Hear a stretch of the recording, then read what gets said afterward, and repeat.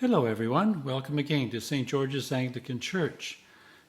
As we journey through the season of Advent, we are reading chapter by chapter the Gospel according to John. Today we read chapter 9. As Jesus went along, he saw a man blind from birth. His disciples asked him, "Rabbi, who sinned, this man or his parents, that he was born blind?"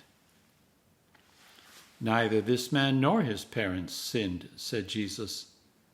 "But this happened so that the works of God might be displayed in him. As long as it is day, we must do the works of him who sent me. Night is coming when no one can work. While I am in the world, I am the light of the world."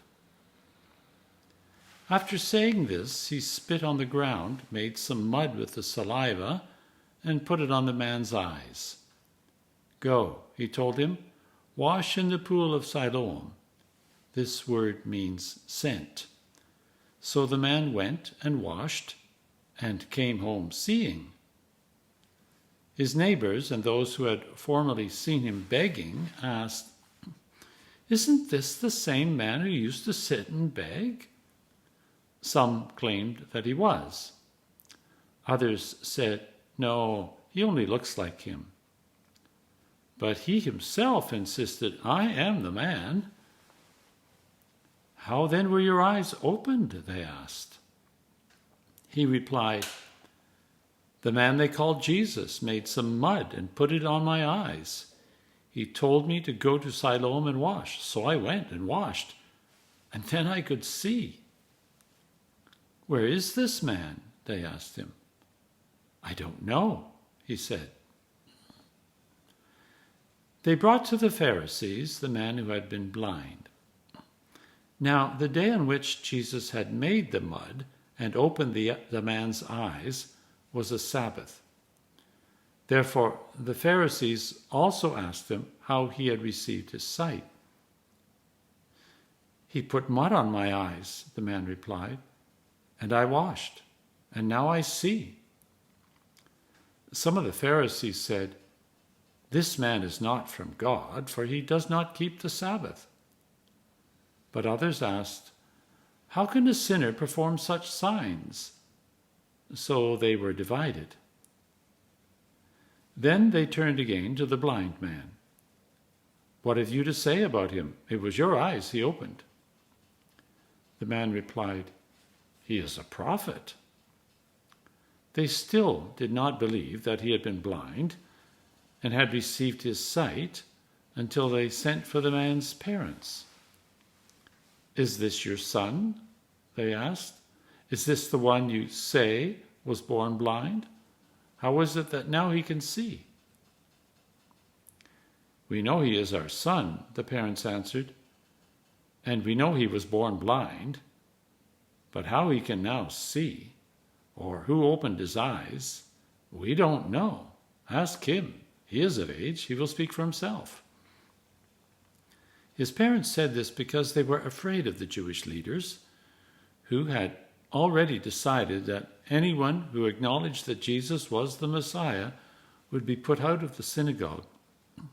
That was why his parents said, "He is of age. Ask him." A second time they summoned the man who had been blind. "Give glory to God by telling the truth," they said. "We know this man is a sinner." He replied, "Whether he is a sinner or not, I don't know. One thing I do know, I was blind, but now I see." Then they asked him, "What did he do to you? How did he open your eyes?" He answered, "I have told you already, and you did not listen. Why do you want to hear it again? Do you want to become his disciples too?" Then they hurled insults at him and said, "You are this fellow's disciple. We are disciples of Moses. We know that God spoke to Moses, but as for this fellow, we don't even know where he comes from." The man answered, "Now that is remarkable. You don't know where he comes from, yet he opened my eyes." We know that God does not listen to sinners. He listens to the godly person who does God's will. Nobody has ever heard of opening the eyes of a man born blind. If this were not from God, he could do nothing. To this they replied, "You were steeped in sin at birth. How dare you lecture us?" And they threw him out. Jesus heard that they had thrown him out, and when he found him, he said, "Do you believe in the human one?" "Who is he, sir?" the man asked. "Tell me so that I may believe in him." Jesus said, "You have now seen him. In fact, he is the one speaking with you." Then the man said, "Lord, I believe." And he worshipped him. Jesus said, "For judgment I have come into this world, so that the blind will see, and those who see will become blind." Some Pharisees who were with him heard him say this and asked, "What? Are we blind too?" Jesus said, "If you were blind, you would not be guilty of sin. But now that you claim you can see, your guilt remains." I hope you find that to be a great blessing to you as you meditate upon those words. Join us again tomorrow when we read chapter 10 of the Gospel of John. Bye for now.